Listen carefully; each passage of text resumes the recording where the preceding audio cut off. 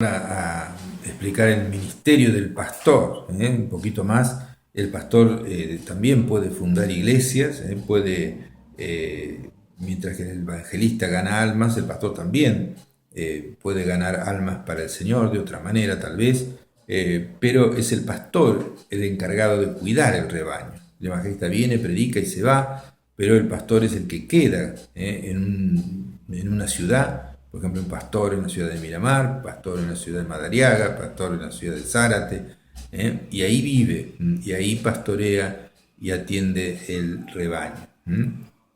Lo alimenta con la palabra de Dios para que crezca y se fortalezca, guía al rebaño y prepara a las personas para la obra del ministerio.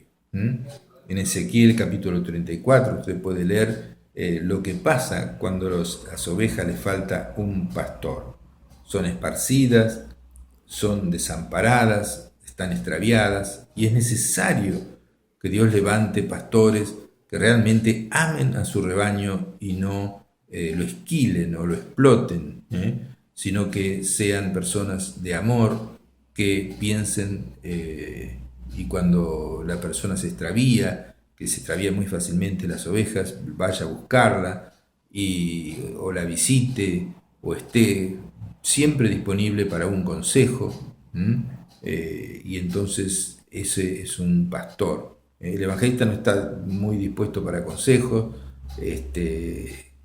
El maestro puede aconsejar sobre la Biblia, pero no tampoco sobre cosas, digamos, sobre muchos problemas. Y el apóstol es el que funda la iglesia, prepara y se deja un pastor y se va. Entonces, le da una instrucción, y esto es muy importante que escuche usted en la palabra de Dios en Hebreos 13:17. Dice una orden Dios, dice: obedeced a vuestros pastores y sujétense a ellos, porque ellos velan por vuestras almas como quienes han de dar cuenta a Dios. Si protegieron bien a esas ovejas, si usted es pastor, si protege bien a sus ovejas de falsas doctrinas, de lobos rapaces, de falsos maestros, de falsos predicadores, de falsos pastores, de falsas enseñanzas, por lo cual usted debe saber la palabra de Dios, porque si no está enseñando cualquier cosa. No puede ser un indocto, un pastor, no puede ser alguien que no ha estudiado nada. Muchas personas, porque oran por un enfermo y se sana, ya se creen pastores y empiezan a hacer unos desastres tremendos, y eso va digamos, mella el testimonio cristiano. Nadie se puede poner de pastor, digamos así, porque vino otra persona y dijo: bueno, vos sos pastor, ya está, o le firma un papelito. La persona tiene que tener el llamado de Dios, tiene que haber hecho estudios, tiene que haber sido aprobado por un presbiterio, tiene que tener credenciales que lo habiliten, título teológico. Escasean los pastores verdaderos. Hay gente improvisada que se larga dar consejos estilo psiquiátricos y bueno, y llevan a las personas a una mayor confusión o a vivir en pecado. A mí me ha tocado predicar en lugares donde el mismo que estaba a cargo estaba en pecado o permitía ciertos pecados, y en una iglesia en Estados Unidos el 80% de las personas vivían en fornicación, el pastor no le decía nada porque tenía miedo que se le vayan. Y entonces me tocó predicar a mí y fue una atmósfera muy dura. Nadie quería entregar sus pecados, pero Dios me dio palabra y dije: el que quiera arrepentirse pase al frente. Y de repente pasó una persona, pasaron dos y al final pasaron todas. Todos estaban en pecado en esa iglesia. Y fue una liberación total porque pidieron perdón a Dios, se apartaron de sus pecados y esa iglesia reverdeció. Entonces, el pastor es el que dice la verdad, el que debe saber la palabra de Dios bien. Dice el apóstol Pablo a Timoteo: procura presentarte como un obrero aprobado, que usa bien la palabra de verdad.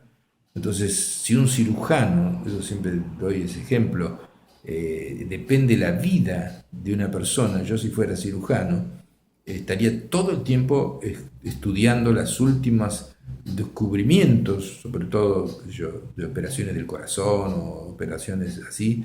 Estaría estudiando todo el tiempo porque de mí depende la vida de esa persona. Y como pastor es mucho más importante que ser un cirujano, porque depende la vida eterna de la persona. Si uno enseña cualquier cosa, la persona se puede ir al infierno, puede caer en pecado, puede hacer muchas cosas malas, y si uno no le advierte, uno va a dar cuenta a Dios de su pasividad, su permisividad, y va a tener serios problemas en la eternidad. Los pastores vamos a ser juzgados por cómo amamos y cómo tratamos al rebaño de Dios. Y después está el maestro. El maestro tiene la capacidad de exponer las escrituras en forma tal que produzca resultados espirituales en la vida de los oyentes. Es alguien que le gusta estudiar, le gusta saber, ora a Dios, Dios le revela misterios que quizás los pastores no lo sepan, o le revela mensajes, o saben enseñar, digamos así, cómo Salomón construyó el templo, las costumbres de la época de Jesús, que quizás el pastor no las sepa, y puede ser que haya maestros que sepan mucho más que los pastores, pero eso es en teoría. El pastor debe tener discernimiento espiritual y saber que también contarle historias o cómo eran las monturas de los camellos en la época de los Reyes Magos, y explicarla bien no sirve casi para nada para edificar a una persona espiritualmente. Entonces, el maestro tiene que tener un balance entre la parte espiritual, la parte milagrosa y la parte de revelación de Dios con respecto a las Sagradas Escrituras. Entonces, no es una capacidad para impartir información intelectual, sino que implica revelación del Espíritu para descubrir las riquezas de la palabra de Dios. El maestro generalmente, digamos, está ligado con el ministerio de pastor. El pastor tiene que ser maestro, porque si no, ¿cómo va a discipular a aquellos que están a su cargo?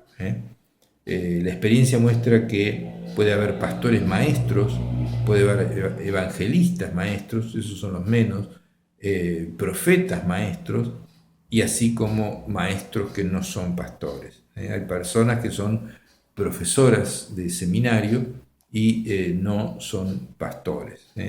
Entonces, digamos, uno tiene que ser instruido en las Escrituras para enseñar en seminarios o en iglesias, y se invita a un maestro para que enseñe cosas tal vez más complicadas, pero el pastor es aquel que cuida las almas, las alienta, las ama, las abraza y se preocupa por ellas.